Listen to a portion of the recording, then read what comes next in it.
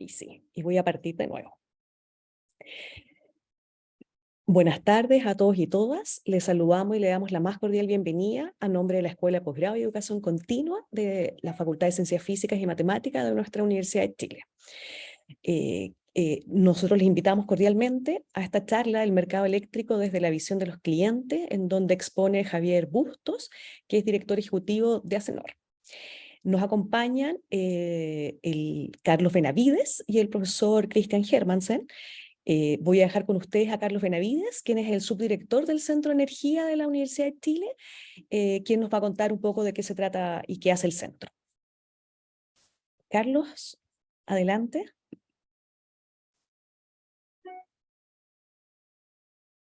Hola, buenas tardes. Muchas gracias, Alejandra. Muchas gracias, Javier, ahí también por la presentación que nos va a hacer. Como decía Alejandra, vamos a dar una breve introducción ahí de qué hacemos como Centro de Energía. La charla se enmarca dentro de esta iniciativa, el Diploma de Regulación del Sector Eléctrico, que es organizado en forma conjunta por el Centro de Energía con la Escuela de Posgrado y Educación Continua de la Facultad de Ciencias Físicas y Matemáticas de la Universidad de Chile. Bueno, el Centro de Energía es un centro de investigación de la Facultad de Ciencias Físicas y Matemáticas que nació el año 2009 y cuya misión es crear y idear soluciones I+D en energía con una mirada que busca desarrollar el país en estos términos de manera sostenible.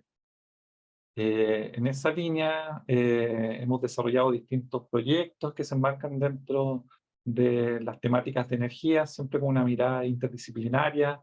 Eh, Acá hay una breve descripción de algunos proyectos que hemos desarrollado a lo largo de estos ya 11 años que ha llevado el funcionamiento del Centro de Energía. Vemos temas de energías renovables, como por ejemplo la iniciativa del CERC, el tema de proyectos como el Metro Solar, IU Solar, entre otras iniciativas. Hemos desarrollado microredes en el país. También hemos desarrollado y participado en iniciativas que tienen que ver con el desarrollo de herramientas computacionales para que apoyen la toma de decisiones,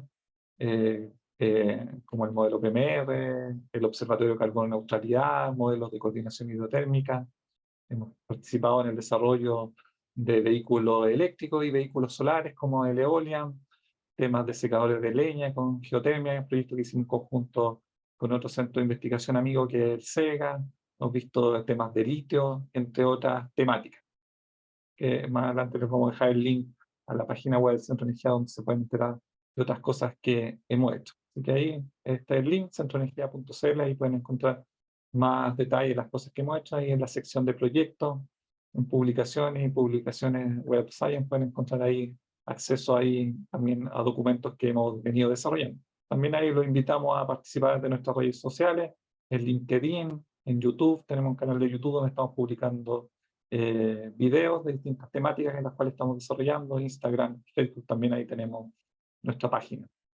Y en temas de formación, que es una de las motivaciones que tenemos para hacer esta charla, también participamos en distintas iniciativas. Participamos en la organización del Diploma de Energías Renovables, que la versión de este año comenzó el año 2000, en mayo de este año.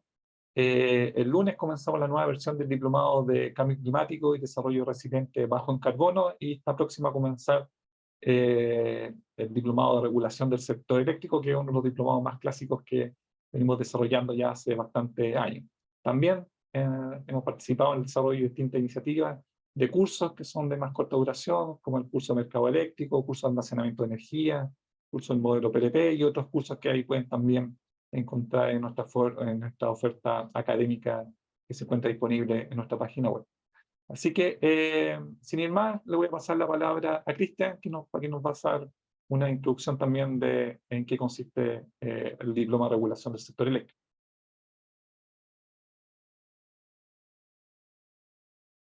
Buenas tardes, muchas gracias.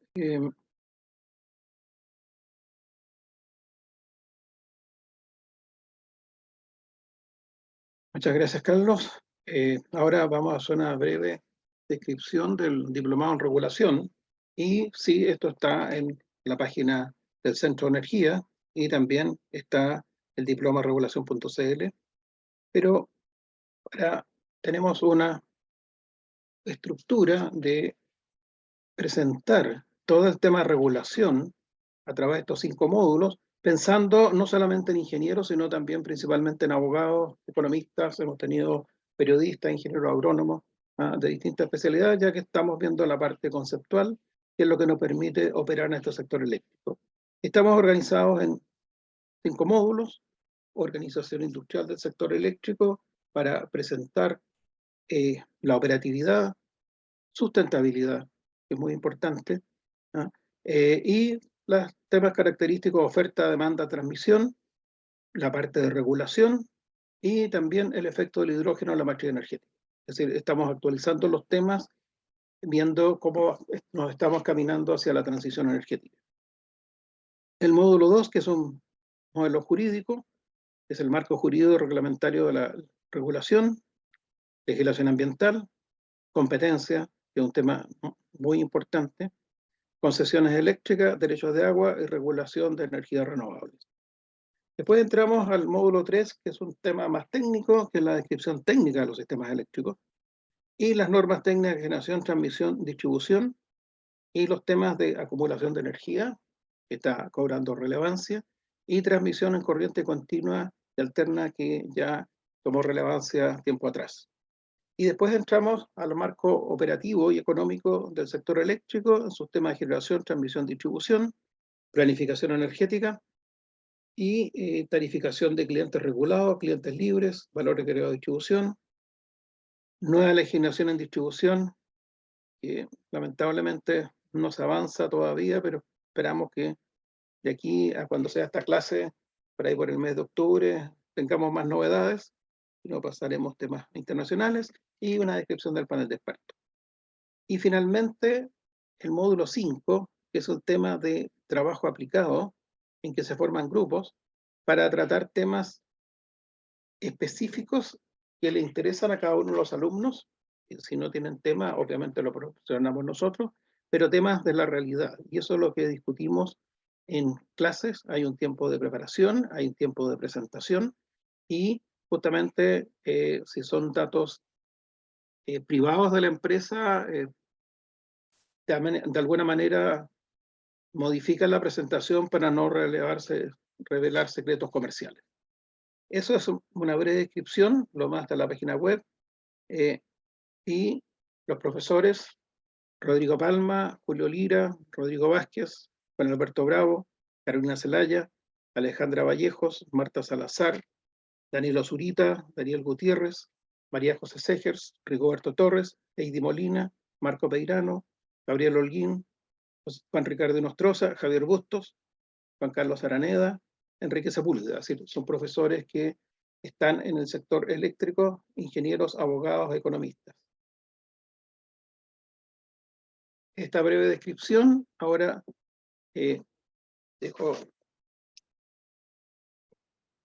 voy a dejar la palabra y agradecer a nuestro invitado, Javier Bustos. Javier es director ejecutivo de la Asociación Gremial de Clientes Eléctricos No Regulados, ASENOR. Cuenta con un PhD en Economía en Georgetown University. Es investigador del Solar Energy Research Center y del Centro CISGER de la Universidad del Desarrollo. También es profesor de posgrado en la Universidad Adolfo Ibáñez, en la Universidad del Desarrollo y en la Universidad de Chile.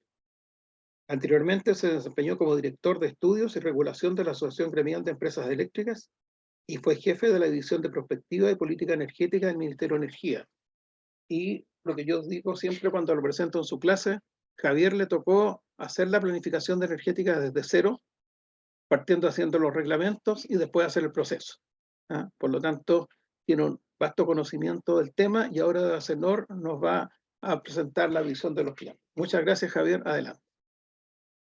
Muchas gracias, Cristian. Muchas gracias, Carlos, también por la invitación. Yo tengo la oportunidad de hacer clases en este diplomado, así que viene de cerca la recomendación para aquellos que ya tomaron la decisión de inscribirse y aquellos que aún lo están decidiendo, que es un muy buen programa. Ahí lo mostraba Cristian. Y justamente como parte de este acercamiento un poco a los temas que son relevantes para el sector, me pidieron hacer esta charla. ¿Me pueden decir si se ve bien? Sí, se ve bien. Perfecto.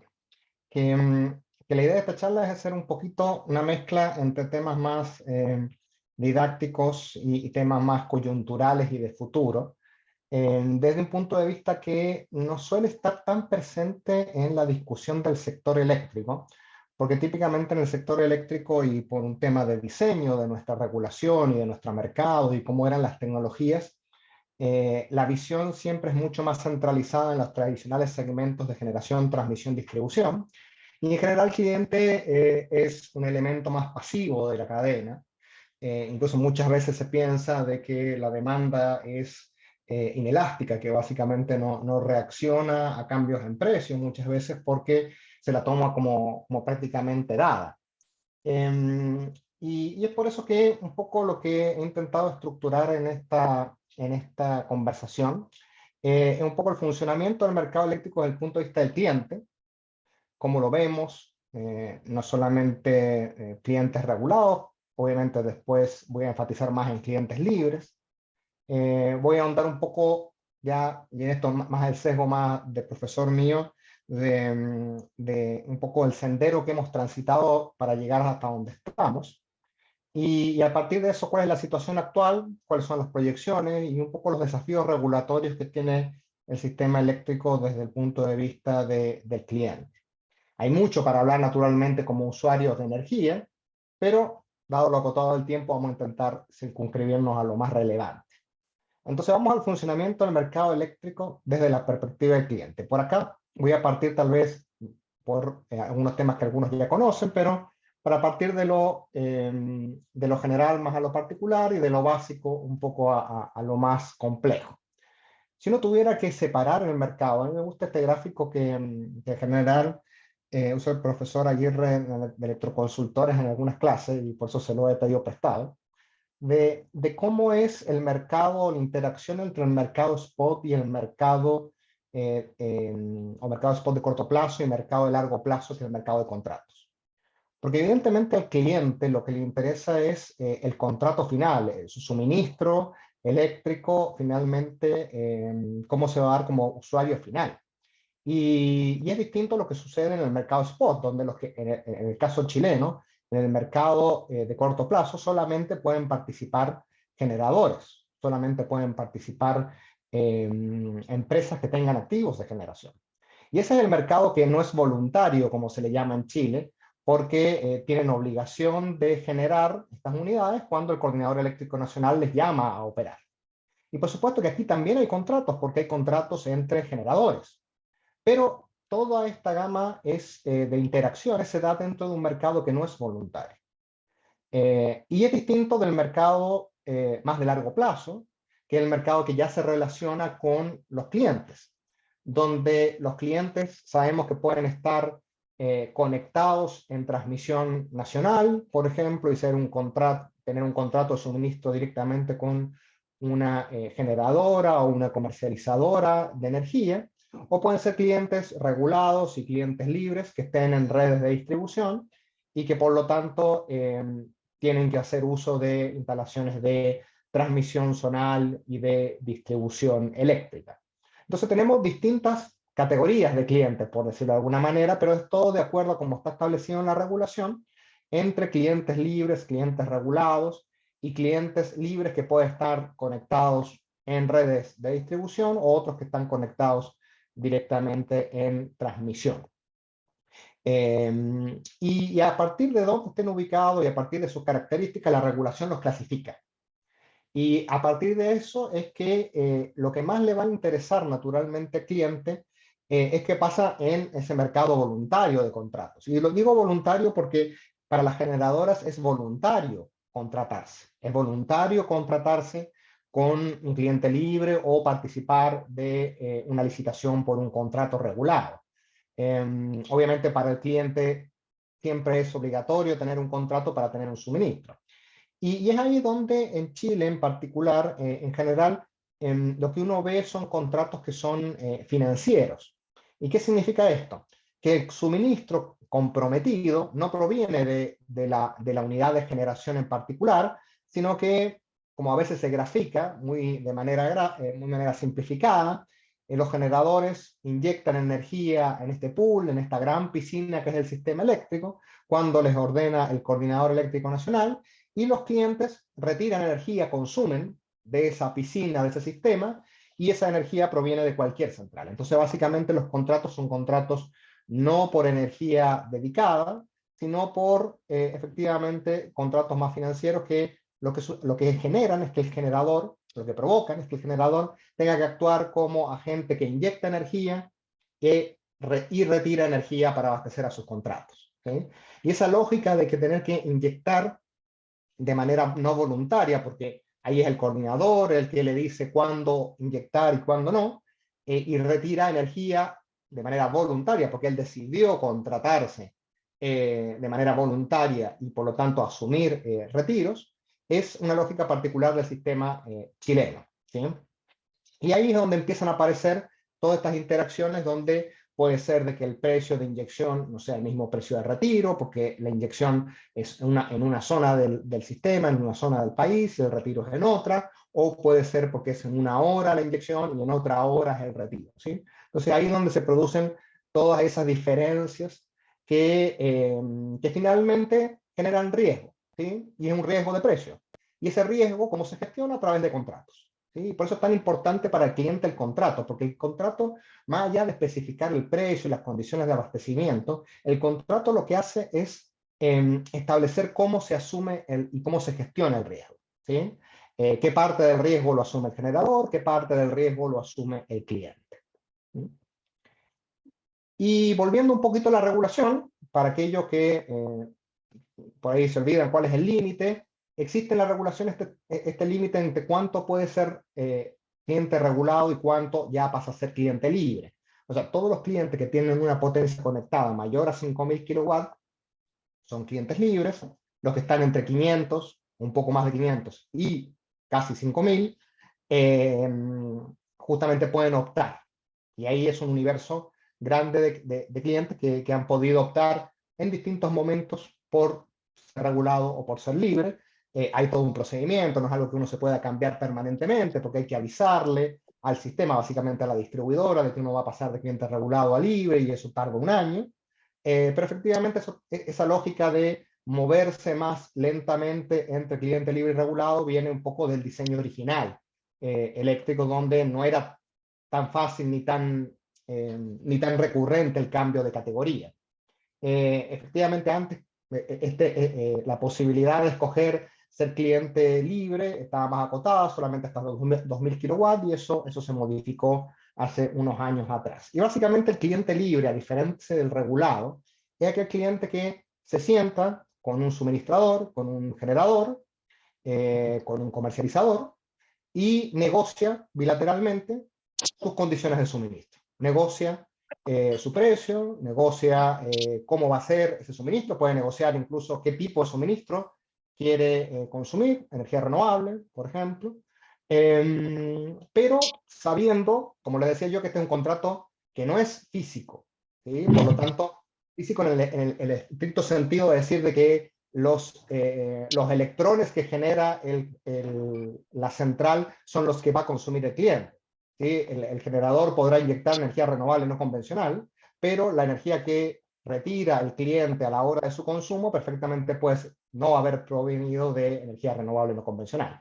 Y es por eso que ahí en realidad lo que se hace es un match entre las inyecciones y los retiros, pero justamente en los contratos bilaterales se suele establecer este tipo de condiciones. Y es ahí donde la gran diferencia del cliente regulado, que el cliente regulado no puede decidir su precio, puede decidir su tarifa, ¿sí? De acuerdo a las especificaciones técnicas. Puede ser un cliente BT1, puede ser un cliente BT2, algunos pueden decidir tener alguna opción dentro del ámbito regulado, pero no puede dejar de ser un cliente regulado, y tampoco, por ejemplo, puede decidir tomar la decisión o de decir, ya, quiero que mi suministro sea renovable. ¿Sí? Eso es algo que el cliente regulado no puede hacer actualmente en Chile. Pero ¿de qué hablamos cuando hablamos de clientes libres en Chile? Porque a veces se piensan muy en la lógica de los 90, los 2000, de que el cliente libre es el cliente minero, el gran cliente o el gran cliente industrial, cementero, el cliente que produce acero, el Metro de Santiago, obviamente, un cliente libre. No, pero hoy en día tenemos más de 2.000, de orden de casi 2.500 clientes libres en Chile, y que van desde empresas agrícolas, clubes deportivos, hospitales, sanatorios, retail, incluso hasta comunidades de edificios han pasado a ser cliente libre, dado que tienen un consumo eléctrico que caen en esa categoría.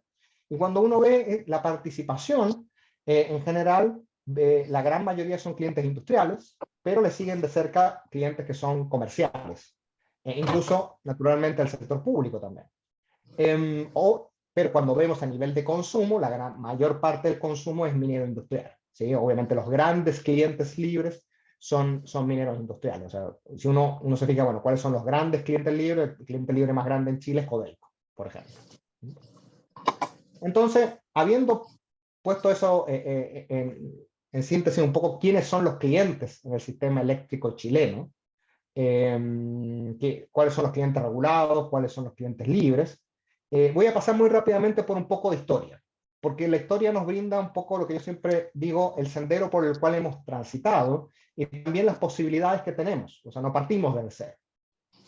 Entonces, ¿qué es lo que nos ha llevado hasta donde estamos hoy en día? Y esto voy a pasar un poco rápido, pero también como para tener algo de antecedente. Porque mucha de nuestra regulación todavía se basa en principios de los 80 y los 90. De una estructura regulatoria muy pensada para una generación a gran escala, transmisión, distribución, con una regulación en base a empresa modelo, y clientes libres de gran tamaño, no cliente libre pequeño, como podría ser una comunidad o un edificio. Entonces, si uno se fija, por ejemplo, qué pasaba con los contratos libres y los contratos regulados en los 90, lo que uno va a ver es que en general los precios medios libres y los precios medios regulados eran bastante similares. Lo que fluctúa, obviamente, y acá se ve en la gráfica, la parte roja, lo que fluctúa mucho es el costo marginal, ese precio del mercado de corto plazo, el mercado spot, pero naturalmente el precio de contratos regulado, en ese momento el precio de nudo, y el precio medio libre, se movían de manera bastante similar, ¿sí? Incluso los trabajos que hay de esa época, de economistas de la época, que se metieron en los datos de estos contratos, lo que encuentran es que había bastante competencia, ¿sí? Bastante competencia en cuanto a que los contratos libres podían acceder a precios bastante convenientes, porque un poco que el precio de mercado lo marcaba el precio de nudo que calculaba la Comisión Nacional de Energía. Ese era el precio de referencia, el precio público, y un poco que todos los precios de contrato seguían a ese precio de mercado. Y a pesar de que en esa época no había una gran cantidad de generadores disponibles, pero tampoco tal vez había una gran cantidad de clientes libres que participaban de este mercado de contratos libres. Y cuando uno ve cómo fue evolucionando los 90, a pesar de las crisis de sequía, que obviamente hicieron también cortes de suministro eléctrico en los 98-99, lo que uno va a ver es que en general los precios de esa época son probablemente los mejores precios de la historia reciente que vamos a ver, porque son precios de contrato cerca de los $40 por megawatt hora o por debajo de eso, precios monómicos estoy hablando, o sea, precios que incluyen energía y potencia, y que naturalmente eso va a cambiar radicalmente, y bueno, obviamente estos precios se alcanzan precios muy económicos por la época donde llegaba gas natural argentino a condiciones muy baratas. Y eso va a cambiar radicalmente cuando se acaba el gas natural argentino y surge este problema de que los precios de los contratos no están dando cuenta en ese momento de los riesgos del mercado, ¿sí? Se corta el gas natural argentino, los precios regulados no tenían incorporado ese riesgo de que no iba a haber más gas natural, no sabíamos si iba a volver en algún momento, y se pasa del modelo de precio regulado, calculado por la Comisión Nacional de Energía, al sistema de licitaciones a clientes regulados, que ese es el cambio de la ley del 2005, la primera licitación es del 2006, y esos precios empiezan a regir a partir del 2010. Y es ahí donde uno va a empezar a ver este crecimiento de precios eléctricos que va a durar por mucho tiempo, que nos va a llevar incluso a que en algún momento se hable de que Chile tiene de los precios más caros a niveles internacionales, y ya les voy a mostrar por qué. Fíjense ustedes, recuerden este valor de $40 por megawatt hora de precio a cliente libre y regulado, incluyendo energía y potencia. Y lo que vamos a ver rápidamente es que a fines de los 2008-2009, los precios de los contratos se van a empezar a ajustar a la nueva realidad, ya que no hay gas natural argentino barato, sino que hay que reemplazarlo por diésel mucho más caro. 2008 hay una sequía, y vamos a llegar ya a precios de contrato de más de $100 por megawatt-hora, ¿sí? Entonces es un ajuste muy grande que se da en poco tiempo y que va a afectar fuertemente a todos los consumidores. Y esto está hablando de clientes regulados primero y libres después. Pero también porque los contratos se fueron actualizando, empezaron a incluir cláusulas, por ejemplo, de indexación a costo marginal, ¿sí? Donde el riesgo de esta variabilidad del spot empieza a transferirse a cliente, ¿sí? No es que el cliente pueda hacer algo para gestionar eso, pero tampoco tiene muchas opciones el cliente en ese momento, dada la escasez de suministro, para buscar otro tipo de suministrador. Y también en una época donde la autogeneración no era particularmente una opción económica. Y es por eso que hasta el 2014 vamos a tener una década de crisis donde los precios medios de contratos, y estamos hablando de precios promedio, van a estar por arriba de los $100 por megawatt-hora, tanto para clientes libres como regulados. Esto va a fluctuar, ustedes pueden ver acá en la gráfica que a veces los precios medios libres van a estar por arriba de los regulados, a veces los de los regulados por arriba de los libres. Pero no es una cuestión donde siempre unos sean más baratos que otros. Depende de las circunstancias del mercado. Y esta es la época donde, por ejemplo, el Consejo Minero publica un estudio donde dice los costos de la electricidad han llegado a ser tan altos que es el 20% de los costos mineros. O sea, solamente el Congo tiene costos de la electricidad más caros que Chile, ¿sí? Entonces, esa es una pérdida de competitividad económica muy grande. Ahí incluso van a haber varios trabajos, 2013, 2014, de economistas del Banco Central, que se van a empezar a dar cuenta de que esto es un lastre para la economía nacional. Y entonces empiezan a medir cuánto impacta el alza de los precios de la electricidad en el desarrollo económico del país. Y dicen, bueno, los trabajos de esa época muestran que un 10%, cada 10% que aumentaba el precio de la electricidad, caía la inversión entre 1 y 2 puntos, ¿sí?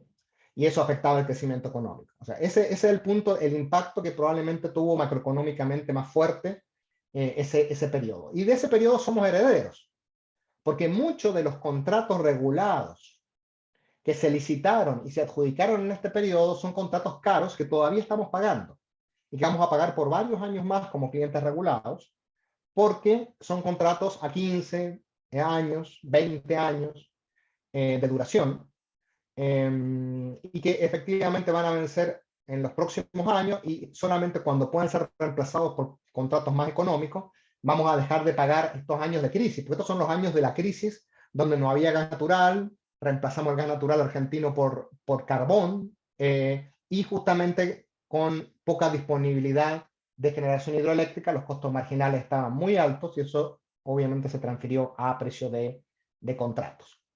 Incluso va a haber una discusión, y esto es interesante, de qué tan competitivo es el mercado de contratos, ¿sí? En el 2014 la Fiscalía Nacional Económica pone 2 sectores bajo la lupa, y uno es el sector eléctrico. Y pide y encarga un estudio donde muestran de que efectivamente hay mucha dispersión de precio en el mercado de contratos, que en general clientes libres grandes pueden acceder a precios más competitivos, contratos más largos también acceden a precios más competitivos, pero incluso la recomendación que va a hacer la Fiscalía Nacional Económica en el 2014 es decirle, mire, al cliente libre más pequeño, ojalá la Comisión Nacional de Energía lo incluya, su suministro, dentro de las licitaciones a clientes regulados.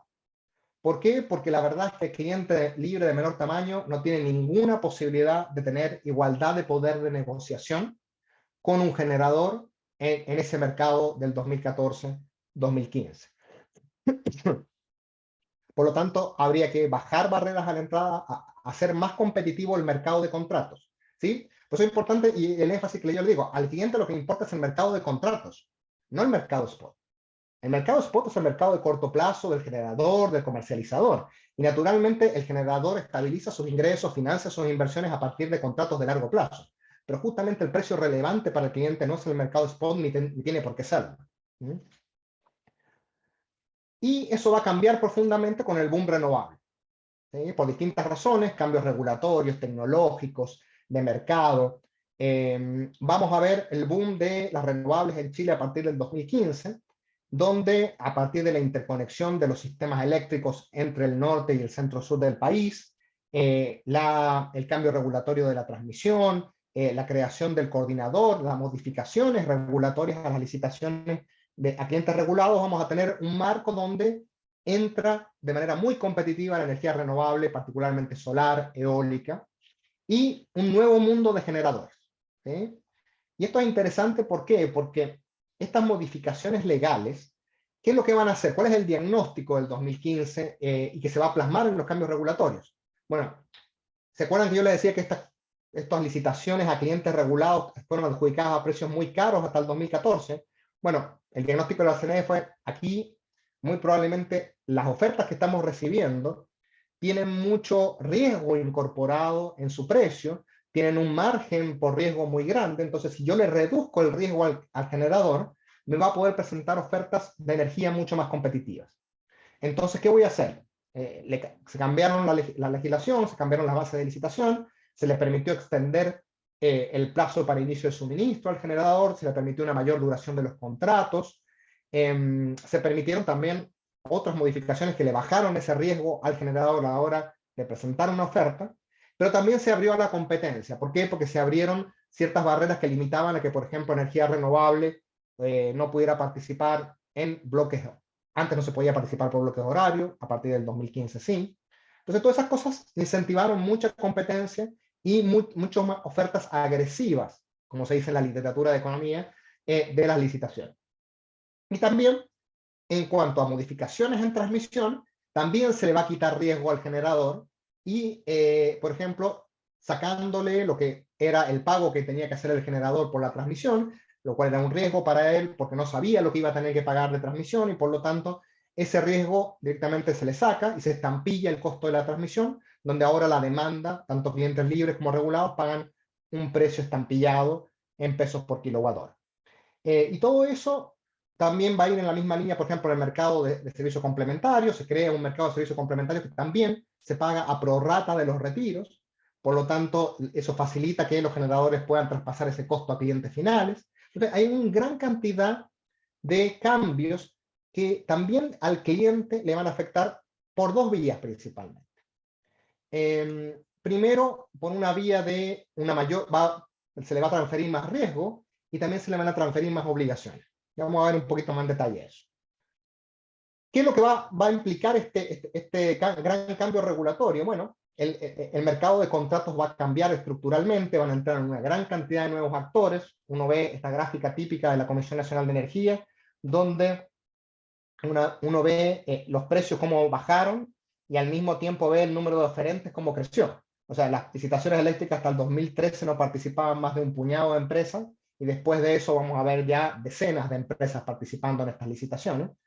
Y por primera vez vamos a ver que los precios de energía contratada vuelven a niveles precrisis del gas natural. O sea, volvemos a niveles de 40, 50, menos de 40 dólares por megawatt hora. O sea, por eso es que los 10 años de década de crisis, que es del 2004 al 2014, un poco que van a terminar con este boom de las energías renovables y vamos a pasar a otra situación de mercado. Y estas licitaciones de precio regulado también se van a volver el precio de referencia del mercado de contratos. O sea, mucho cliente libre que tenía un contrato caro, que se lo había adjudicado probablemente en 2012, 2013, algún generador, de pronto, en el 2015, 2016, ve que los precios de los contratos ya no son de 130 dólares por megawatt hora, sino que estamos hablando de precios por debajo de los 50. Y que hay mucho generador que ofertó en estas licitaciones y que no se adjudicó y que ofertó precios muy competitivos. Entonces, mucho cliente libre va a salir a renegociar contratos y van a ser de los primeros que accedan a precios más competitivos. Y esos precios más competitivos también van a permitir que mucho cliente industrial regulado diga, yo tengo que estar pagando una tarifa que está compuesta por contratos que son competitivos del 2014-2015, o mejor dicho 2015-2016, pero todavía tengo que estar pagando contratos caros como cliente regulado. Entonces, ¿qué es lo que voy a hacer como cliente industrial regulado que me puedo pasar a libre? migro hacia el sistema libre y firmo un contrato mucho más económico, y ahí es donde se produce la gran migración de clientes regulados a clientes libres. Esta migración obviamente también afecta a las licitaciones a clientes regulados, porque se redujo la demanda regulada, y es por eso que entre el 2017 y el 2021 no van a haber nuevas licitaciones reguladas porque no había demanda que licitar. Y esto es lo que va a formar el mercado actual de clientes libres. O sea, por eso ahora tenemos más de 2.000 clientes libres. Antes había cientos de clientes libres, hasta ahora estamos hablando de miles de clientes libres. Y estos clientes libres básicamente también llegan al mercado de contratos no regulados a partir de un nuevo agente que surge en el mercado, que es el comercializador. El comercializador se acerca al cliente industrial regulado o al gran cliente comercial regulado y le dice, aquí hay una oportunidad, tú estás pagando una tarifa regulada muy cara, si te pasas a un contrato libre puedes ahorrar tanto, negociemos, yo me llevo un porcentaje de la disminución y tú te puedes pasar a un precio más barato, más económico. Algunos otros incluso se aplazaron porque necesitaban suministro renovable. Muchas industrias, muchos clientes libres hoy en día es libre porque necesita asegurar que su suministro es renovable para bajar su huella de carbono. Empresas multinacionales que tienen objetivos, y empresas nacionales que tienen objetivos de carbono neutralidad, lo primero que han hecho es buscar contratos 100% renovables, aun cuando tengan que pagar un precio igual o más caro que estaban pagando. Pero fíjense, esta es una gráfica que en general no se muestra, hay que como que indagar en los archivos del ministerio. Esta es una comparación de la OECD de precios industriales y residenciales, pero de clientes regulados, ¿sí? Aquí no hay precios libres.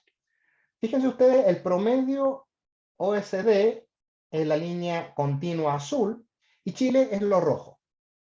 Aquí se ve justamente cómo los clientes regulados industriales tuvieron un precio de energía muy caro durante la crisis del gas, y bajó coyunturalmente en 2014, pero después volvieron a subir, y por eso es que estos clientes industriales son los primeros que van a buscar moverse al mundo libre, ¿sí? Bastante desalineado del promedio OECD, o sea, perdiendo bastante competitividad estos clientes industriales regulados.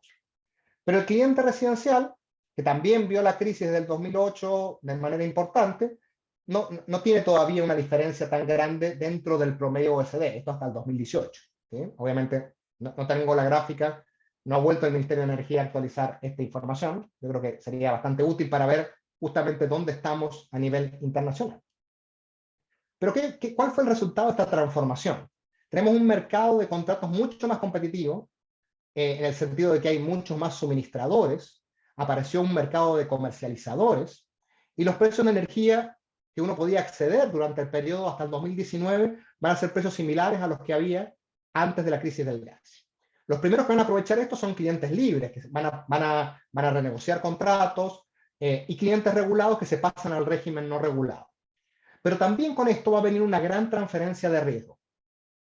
A partir de las modificaciones regulatorias de la transmisión, de las licitaciones, la generación va a transferir riesgo a la demanda, por ejemplo, a partir del estampillado de la transmisión. Fíjense ustedes de que la decisión de localización del generador impone un costo de transmisión, que el generador no ve ni asume y directamente se traspasa al sistema. ¿Sí? Entonces, hoy en día, por ejemplo, muchos problemas que tenemos de desacoples tienen que ver con decisiones de localización. Entonces, parte de ese riesgo se transfirió al sistema sin que los generadores lo vieran en su momento. Entonces, esa transferencia es una transferencia de riesgo, no es una mitigación del riesgo. Eso es importante. No es que aquí se mitigó el riesgo, sino que probablemente en muchos casos se transfirió directamente. Y eso es lo que vamos a ver, que el cliente hoy en día está sometido a un riesgo que no tenía. Y ahí vamos a la situación actual. Durante el periodo 2015-2019 aparece justamente como el mejor periodo donde los clientes han podido acceder a precios de contrato de suministro bastante competitivos. Pero a partir del 2019 empezamos a ver que de nuevo empiezan a crecer los precios de los contratos.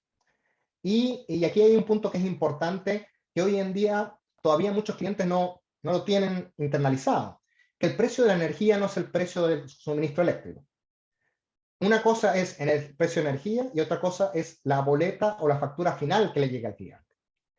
Y ahí hay que sumar, obviamente, energía, potencia, cargo de transmisión, y en el caso de los clientes libres, cargos sistémicos.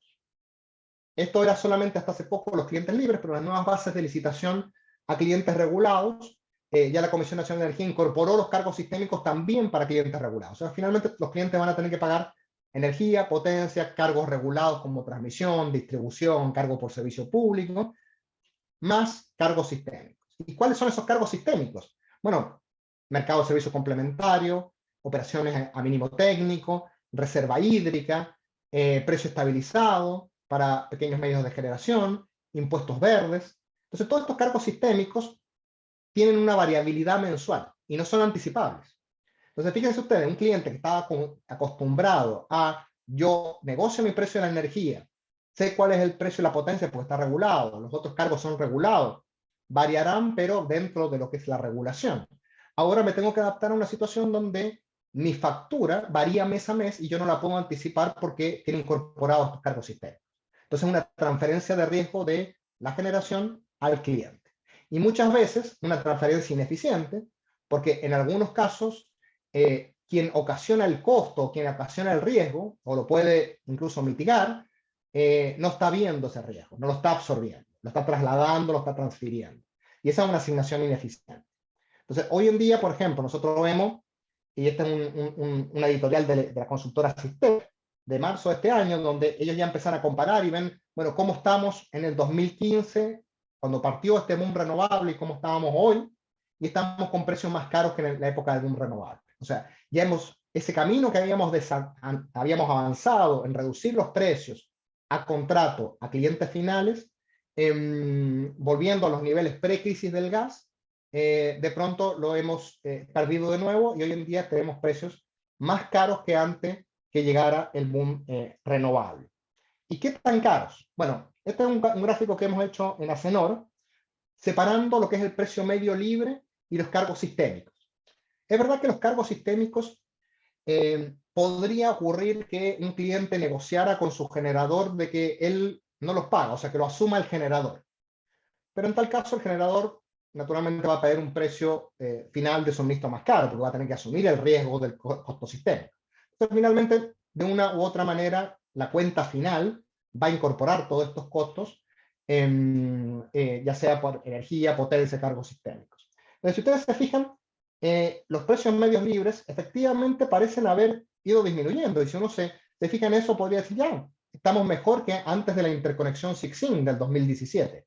Pero cuando uno le agrega los cargos sistémicos, uno se da cuenta que el precio medio libre final está muy por encima de antes de la interconexión de los sistemas eléctricos. ¿Sí?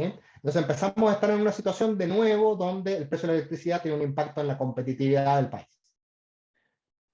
Esta transferencia de riesgo, en general, hace que el sistema se empiece a volver un poco estructuralmente caro para la electricidad. O sea, que el sistema eléctrico es estructuralmente caro.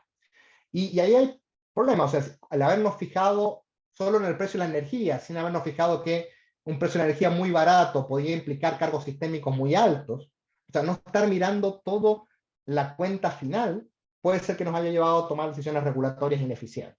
¿Sí? Y la promesa del 2016, incluso la promesa que había del 2016 de que se iban a bajar algunos costos de tal manera que ciertas alzas, por ejemplo, mayor costo de la transmisión, iba a ser más que compensada, hoy en día no la ven. ¿Sí? Las cuentas no han bajado, o mejor dicho, bajaron y volvieron a subir mucho más de lo que estaban, y finalmente esa promesa de que íbamos a tener un sistema eléctrico renovable y barato, hoy en día no se está cumpliendo y no se está cumpliendo desde hace varios años. O sea, ya no es un problema coyuntural de algunos meses, sino que estamos viendo que se está volviendo estructural. Entonces, ¿qué se viene a futuro? Bueno, va a depender mucho de qué decisiones tomemos regulatorias de mercado, pero obviamente vamos a necesitar más inversiones de transmisión, vamos a necesitar más reservas para servicios complementarios, viene un gran boom de energía renovable variable. Bueno, ¿cómo vamos a invertir en la infraestructura que va a ser necesaria si ya tenemos costos de la energía caros? ¿Sí? Porque es distinto cuando uno hablaba en el 2016 de decir, bueno, con todo lo que vamos a bajar del precio de la energía, más que vamos a compensar los aumentos en transmisión. Bueno, ¿qué va a pasar con la transmisión? Es un punto importante. Ahora justamente se va a discutir pronto un cambio en la regulación de la transmisión. Y uno de los grandes problemas que tenemos es que se perdió completamente la señal de localización. ¿Y a qué me refiero con esto? El generador hoy en día no ve el costo de la transmisión, o sea, no hoy en día, hasta hace un tiempito atrás, no veía el costo de la transmisión. No veía ni siquiera el impacto territorial que yo tenía, porque no era un costo que estuviera dentro de su estructura para la inversión.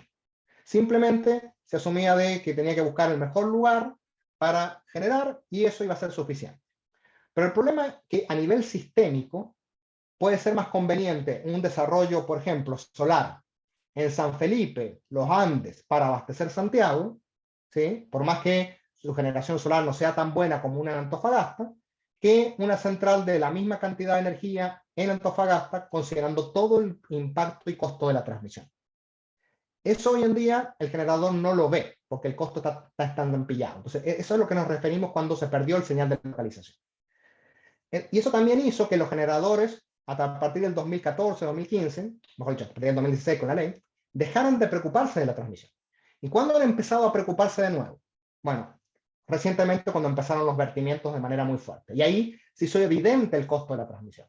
Porque hoy un generador que quiere inyectar en el norte y retirar en el sur, ve un diferencial de precios muy grande. Entonces está viendo ahí el costo de la transmisión. Pero como él no la paga, ¿sí? Su respuesta es, obviamente, construyase más transmisión, ¿sí? Y no necesariamente lo más eficiente para el sistema. Y eso es una de las razones por la cual podemos estar desarrollando un sistema eléctrico ineficiente. Fíjense ustedes donde hoy en día todo lo que se va a construir prácticamente o todo lo que se va a desarrollar en el futuro está en una sola región del país. Y si tuviéramos que pensar tal vez en un sistema más óptimo, tal vez desarrollaríamos mucho en Antofagasta, naturalmente, pero distribuiríamos un poco más en el resto del país. Bueno, la pérdida completa de la señal de localización puede estar llevándonos a un sistema que va a ser estructuralmente caro e ineficiente, porque una vez que esas obras se construyan, va a haber que pagarlas. ¿Y de qué valor estamos hablando? Bueno, ¿cuánto se está pagando hoy de transmisión nacional? Un poquito más de $8 por megawatt hora, según el último informe preliminar de cargos de la transmisión de la CNE. Si a eso le sumamos los BATT, los valores de la transmisión que ya han sido aprobados, planes de expansión ya aprobados, vamos a estar llegando a unos $11 en unos años más. Pero ¿qué pasa si seguimos aprobando todos los años planes de expansión iguales a los que hemos venido aprobando? O sea, un business as usual. O sea, la tendencia, lo que hemos venido aprobando, que muchos dicen que es completamente insuficiente, que si no invertimos mucho más, no vamos a alcanzar los objetivos que tenemos como sector. Bueno, eso implicaría que en unos 10 años más vamos a tener cargos de transmisión nacional de $18 por megawatt hora. Y si empezamos a sumar 18 de transmisión nacional, más transmisión zonal, más otro tipo de cargos sistémicos, más cargo por servicio público, empezamos a tener un sistema estructuralmente caro que aun cuando el precio de la energía pueda bajar un poco más, va a significar que el precio de la electricidad en Chile puede ser no competitivo aun cuando sea completamente renovable. Entonces, eso tiene un impacto en competitividad.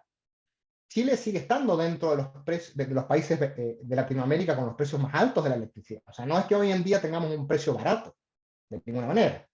Perú es más competitivo, por ejemplo, y eso es un tema relevante, por ejemplo, para la minería. Como yo les mencionaba, cada alza en el precio de la electricidad tiene un impacto en productividad. ¿Cuánto va a tener que aumentar el precio de la electricidad a medida que va aumentando, por ejemplo, solo el costo de la transmisión? ¿Sí? No estoy metiendo aquí mayores necesidades de servicios complementarios o incluso, como se ha anunciado hace poco, esta inversión en baterías. Piensen ustedes en inversión en baterías si se llega a trasladar como costo al cliente. O sea, puede ser llegar un momento donde eso no sea viable económicamente. ¿Y por qué no lo digo viable económicamente? porque aquí es donde empiezan a aparecer los desafíos regulatorios del sistema. En los últimos años, lo que ha pasado, y esto a partir del diagnóstico del 2016, es que la tendencia regulatoria ha sido de trasladar cargos al cliente final. Transferencia de riesgo justamente desde el mercado de la generación hacia la demanda. Bajo una lógica de decir, bueno, mire, finalmente los cargos todos los paga el cliente. Eso es erróneo.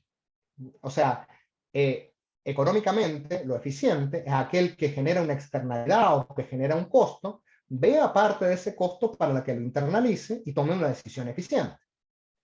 Ejemplo de la transmisión. Si yo estoy imponiendo un costo al sistema y instalando mi central en una zona que ya está congestionada, que tiene problemas de transmisión y donde no se va a poder utilizar de la mejor manera para el sistema, finalmente le estoy imponiendo un costo al sistema. ¿Sí? Y eso finalmente, al ser socializado, lo pagan todos y quien impone el costo, la externalidad, no lo ve. Eso es ineficiente. Entonces, ahí hay un error conceptual de decir, bueno, pero es que todo lo paga el cliente. No. Evidentemente, lo que tiene que pagar el cliente es los costos eficientes. ¿Sí? Ahora bien, también hay otro error conceptual que se dice, bueno, lo que pasa es que este sistema de baterías, por ejemplo, va a ir en beneficio del cliente. ¿Sí? Entonces, como es en beneficio del cliente, lo tiene que pagar el cliente. Nuevamente, un error conceptual. La teoría, la literatura, justamente la experiencia internacional, habla de que este tipo de infraestructura la tienen que pagar los beneficiarios. Pero ¿quiénes son los beneficiarios? Si se instala un sistema de baterías con almacenamiento, donde hay generadores que hoy en día están inyectando a costo marginal cero y retirando a costo marginal alto, y finalmente eso les genera un problema económico, este sistema de baterías viene en solucionarles un problema comercial a ellos, porque ellos tomaron la decisión de contratarse. Fue voluntario, recordemos, ¿no? El único sistema no voluntario es el de inyección. Entonces, por lo tanto, este servicio de baterías, el beneficiario es el generador, que va a poder con eso ofrecer un contrato de suministro a precios competitivos a sus clientes. Entonces, finalmente, este tipo de infraestructura le proveen un seguro a los generadores. Entonces, por eso, por más que el último beneficiario sea el sistema eléctrico, quien es el beneficiario de este seguro directo es el generador que va a utilizar los servicios de la batería. Entonces, es él el que tiene que asumir eficientemente el costo, ¿sí? O al menos parcialmente. Y eso es lo que uno ve en Australia, en Nueva Zelanda, todos los que han avanzado en este tipo de regulación, justamente hacen balancear los costos, quién ve el costo, y no están estampillando los costos, como nosotros lo hemos hecho desde el 2016 en adelante.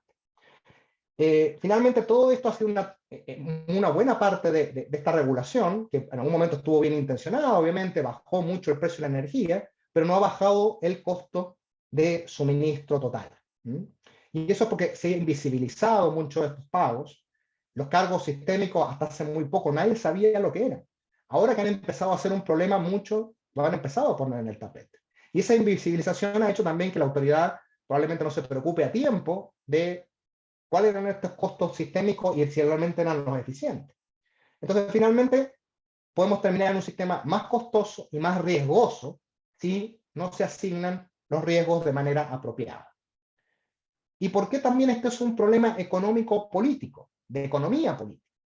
Porque vamos a ser sinceros, desde el 2019 las tarifas eléctricas a clientes regulados estuvieron congeladas hasta hace muy poco.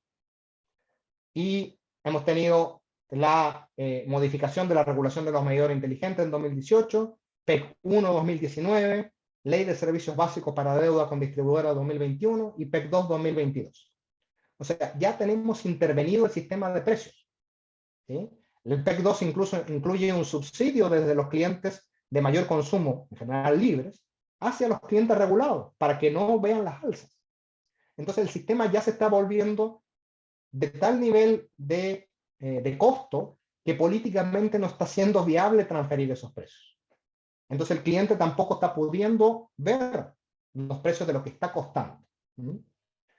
Y entonces soñar y decir, no, bueno, pero es que esta transición energética hay que pagarla a cualquier costo, yo creo que es una expresión equivocada, porque evidentemente el país tiene muchos costos que hacer frente, en salud, en educación, en productividad, en muchas cosas, y por lo tanto los recursos son escasos y hay que asignarlos de la manera más eficiente posible.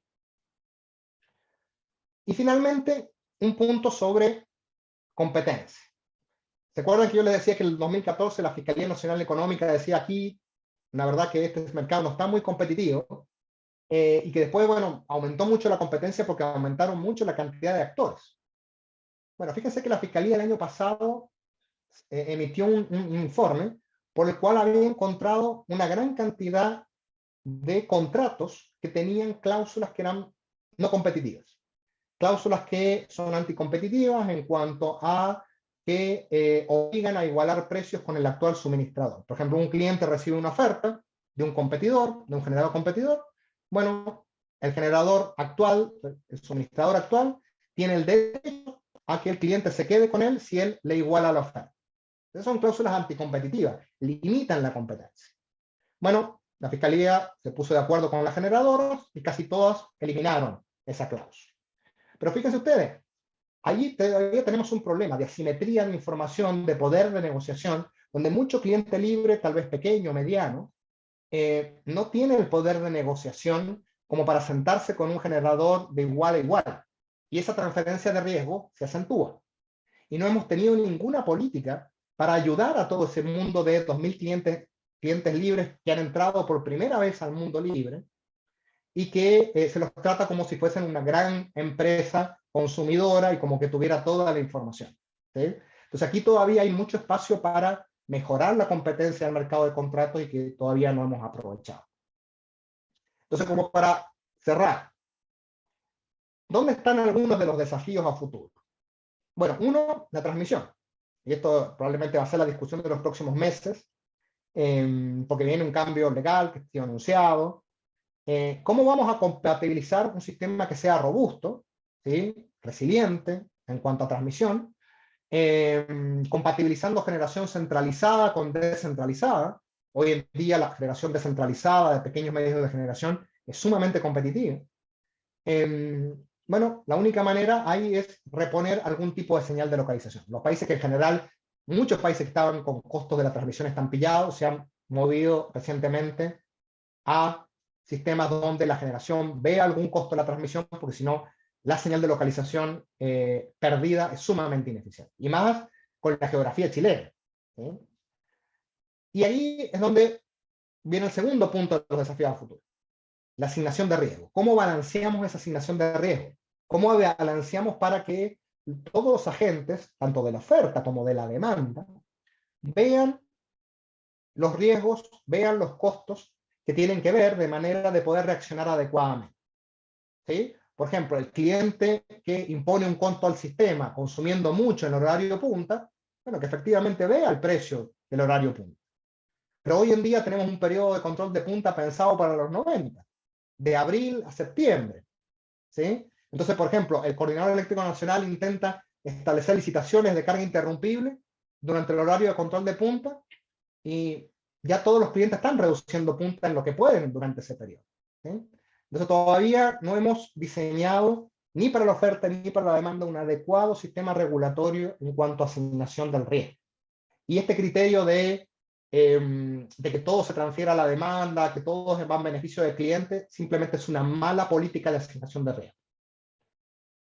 El tercer punto es que, ya una vez que veamos cómo vamos a diseñar la regulación, la asignación de riesgo, es fomentar competencia. Necesitamos más competencia, nivelar asimetrías de información. Piensen ustedes que todavía la Superintendencia de Electricidad y Combustible tiene un foco en el cliente regulado, no en el cliente libre, porque se piensa que el cliente libre perfectamente negocia por su parte y no tiene por qué. Pero hoy en día, cuando tienes clientes libres, que son pequeñas unidades comerciales, y si a futuro se empieza a bajar el límite de potencia, más unidades pequeñas, ese cliente libre no tiene el mismo poder de negociación que una generadora, no tiene la misma información. Entonces, ahí hay un espacio para mejorar la competencia que no ha sido aprovechado. Y finalmente, hemos sacado de la política energética, y tal vez encontrarán de que esta presentación está demasiado enfocada en precio, en costo, y es a propósito. ¿Por qué razón? Porque nuestra política energética tenía hasta el 2000, hasta el año pasado, tenía objetivos en cuanto a avanzar en reducción de precios o hacer precios de energía más competitivos para clientes residenciales, para clientes industriales y demás.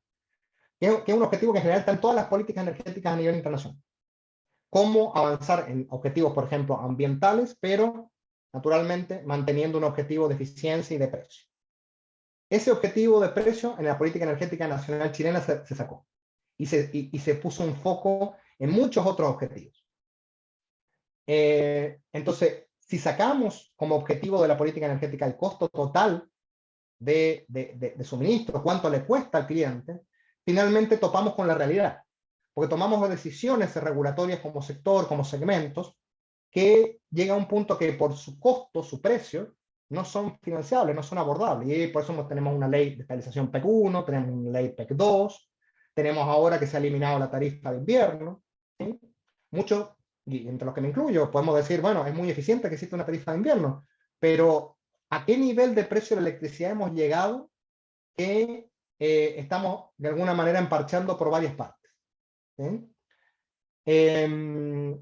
¿Cómo avanzamos entonces, y esa es la gran pregunta final, en una transición energética a precios competitivos, a precios justos, para los hogares y naturalmente para los sectores productivos? ¿Sí? Porque si pensamos de que vamos a tener una transición energética a cualquier costo, probablemente vamos a chocar con la realidad y también vamos a generar efectos indeseados en el resto del país. ¿Sí? Uno de los desafíos, y acá Carlos lo sabe muy bien, de la transición energética, es electrificar consumos. Bueno, si la electricidad es muy cara, ¿cuánto nos vamos a demorar en electrificar ciertos consumos para reducir nuestra huella de carbono como país? ¿Sí? Entonces, ese tipo de consideraciones del costo de suministro eléctrico es el que probablemente está muy ausente en las últimas discusiones de la energía, muy concentrada en otras problemáticas, y que es lo que principalmente al cliente le interesa. ¿Sí? Así que dejo ahí estas consultas, obviamente no son las únicas preguntas sobre el futuro, pero dan para resumir un poco la charla del día de hoy. Muchas gracias, Javier. Muy completa esta visión de cómo se fue transformando este sector eléctrico para no situarnos solamente en la discusión de los últimos temas, sino ver toda la visión de una legislación que partió con máquinas carboneras e hidroeléctricas.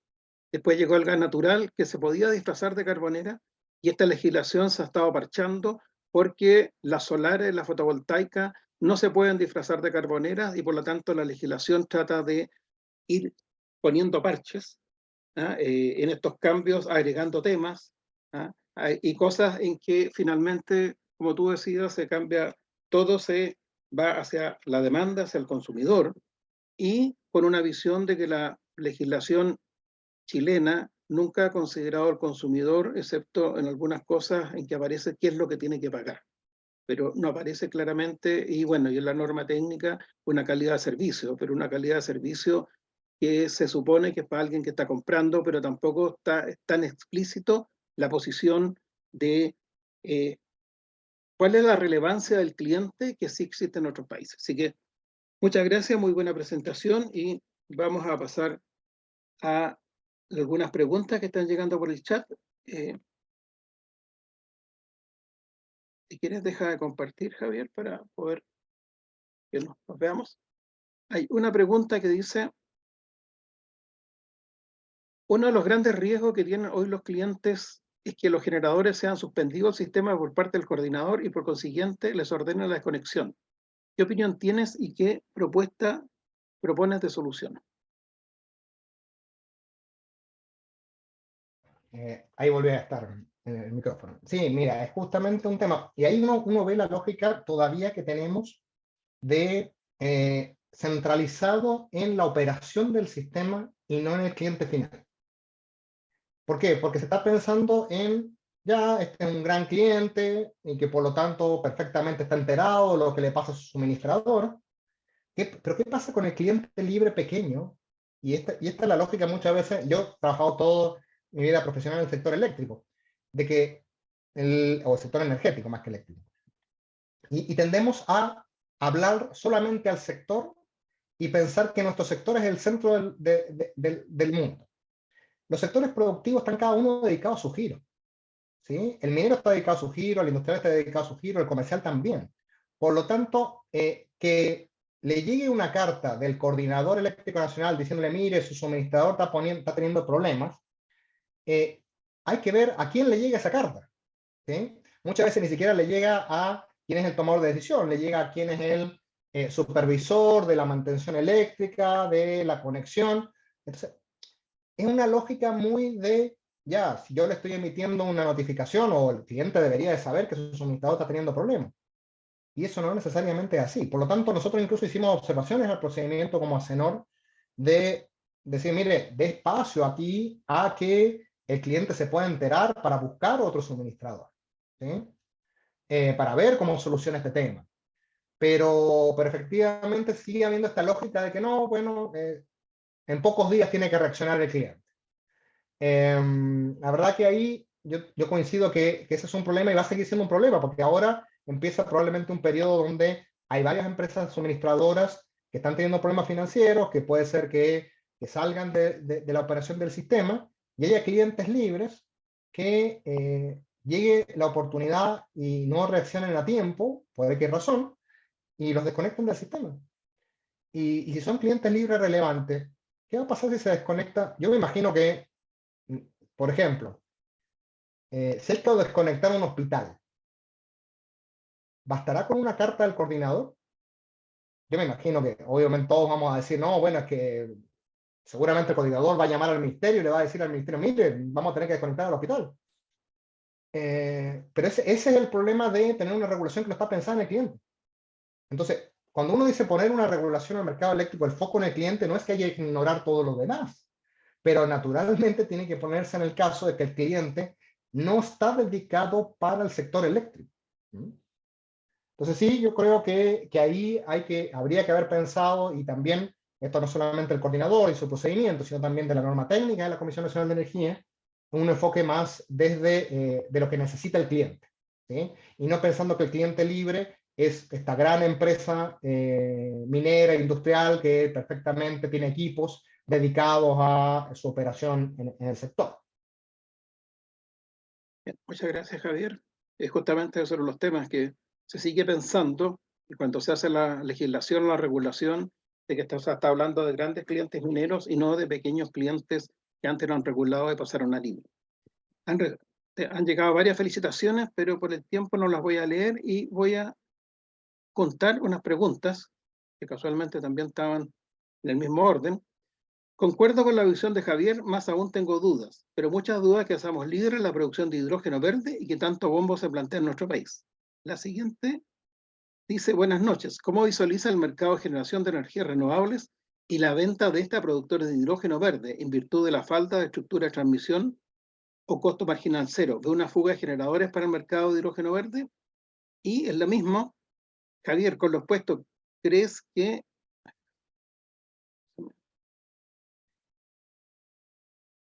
Que seamos competitivos con el hidrógeno verde. sí? Ahí yo creo que Hay tomamos el harto tema de de hidrógeno hidrógeno verde. verde. Sí. Sí, mira, yo creo que eso es parte justamente de una discusión que ha faltado. Nosotros decimos, bueno, para que el hidrógeno verde sea competitivo, en general las publicaciones internacionales hablan de que tiene que el costo de suministro eléctrico andar entre los 20 y 30 dólares por megawatt hora. Si llegamos a costo de la transmisión nacional de 18 dólares por megawatt hora, no hay manera. Por lo tanto, los proyectos lo que van a hacer es que van a ser proyectos off-grid, ¿sí? Van a estar fuera del sistema. Y si están dentro del sistema, lo van a hacer a partir del beneficio que les dio la ley de almacenamiento, que van a ser autogeneradores, donde lo que van a pagar de transmisión va a ser solamente la diferencia entre lo que autogeneran y lo que retiran del sistema. De esa manera, es la única manera que pueden ser competitivos proyectos que estén conectados a la red. Por lo tanto, eso es importante. Hoy lo discutíamos en una sesión que tuvo el coordinador sobre la expansión de la transmisión, de que a veces en la proyección de la demanda eléctrica incluimos muchos proyectos de hidrógeno verde, pero no estamos tomando en cuenta de que la mayoría van a ser off-grid o van a ser autogeneración con la central inyectando en el mismo punto en que retira la planta de hidrógeno. ¿sí? Por lo tanto, las necesidades de transmisión van a ser mucho menores, dado esa realidad. Y uno empieza a pensar, bueno, ¿va a ser competitivo nuestro acero verde? ¿Va a ser competitivo nuestro minería verde?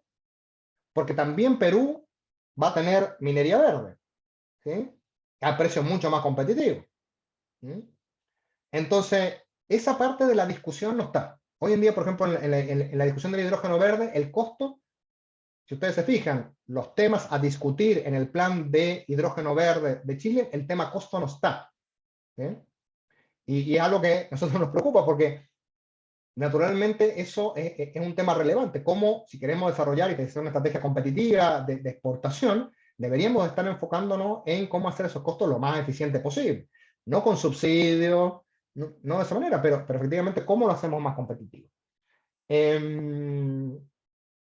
Así que esa es un poco mi respuesta para hidrógeno y para cualquier otra industria verde. Otra pregunta, Javier. ¿Qué piensa o sabe de la licitación de almacenamiento recientemente anunciada por el presidente en su cuenta pública?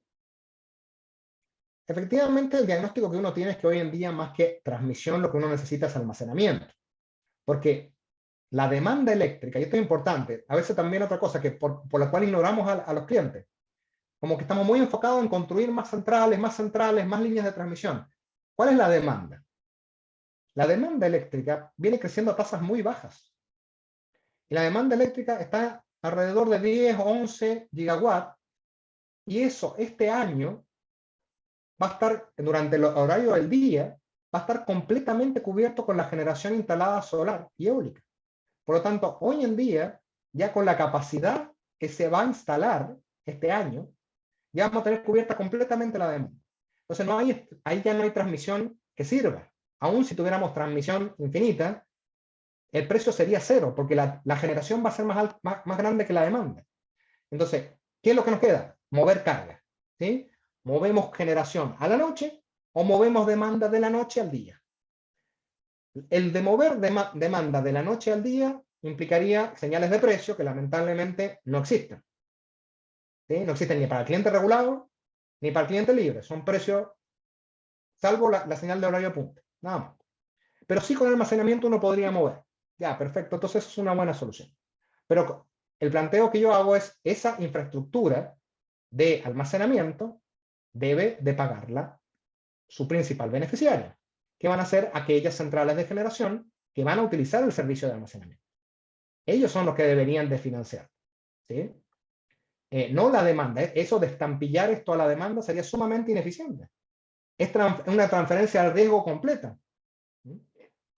Entonces, esa es la parte que a mí me preocupa, de que nuevamente se estampille esto a la demanda. ¿Sí? Y esto es prácticamente, ya sería lo último, porque básicamente una batería es como una central de generación. O sea, es básicamente de que la demanda ya no solamente tenga que pagar por transmisión, sino también por generación, por infraestructura de generación. ¿Sí? Estampillado. Y la última pregunta, estamos avanzados en la hora. El precio de equilibrio está dado por la oferta y la demanda. Actualmente el coordinador coordina los generadores. ¿Podría existir un coordinador de la demanda? Mira, siempre tú vas a tener un mercado de contratos. Y el mercado de contratos es el que va a definir el precio final que paga el cliente. ¿Sí? Tú puedes tener un coordinador a nivel de distribución. ¿Sí? Yo creo que mejor sería hablar de agregadores de demanda, tal vez. ¿Sí? Una de las cosas que personalmente creo que ayudaría en la competencia es, por ejemplo, la figura del agregador de demanda. ¿Sí?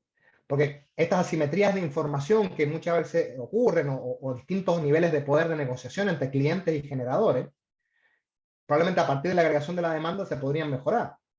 ¿Sí? Piensen ustedes también esto para que lo entiendan. A veces grandes empresas multinacionales son pequeños clientes libres que tienen que sentarse con una gran empresa de generación, que claro, cuando uno dice, bueno, esta empresa multinacional tiene toda la posibilidad de negociar bilateralmente un contrato muy competitivo, pero a nivel de consumo eléctrico no es tan relevante. Por lo tanto, perfectamente el poder de negociación está desnivelado, y eso lo estamos viendo en ese cuadro que yo les mostraba, de la cantidad de cláusulas anticompetitivas que se habían metido en los contratos a clientes libres. Entonces, por eso, agregación de demanda, por ejemplo, podría ser un tema. Pero yo creo que nadie está pensando en que haya que intervenir y tener un coordinador del mercado de contratos. O sea, efectivamente ahí tiene que funcionar la oferta y la demanda, pero para eso tienen que crearse las condiciones de competencia adecuadas. Bien, muchas gracias, Javier. Hace una completa visión y también mostrar la importancia que tienen los clientes regulados y libres en un sistema eléctrico, y no tanto la manera tradicional que se estaba manejando. La legislación que a partir de los años 80 era simplemente generación, distribución y algo de transmisión. Entonces, relevar la importancia del cliente lo has hecho muy bien en esta presentación, mostrando todos los detalles en forma absolutamente imparcial, mostrando todo lo que ha pasado en este mercado eléctrico. Así que muchas gracias a todos los asistentes, y en el chat se está poniendo los links del diplomado.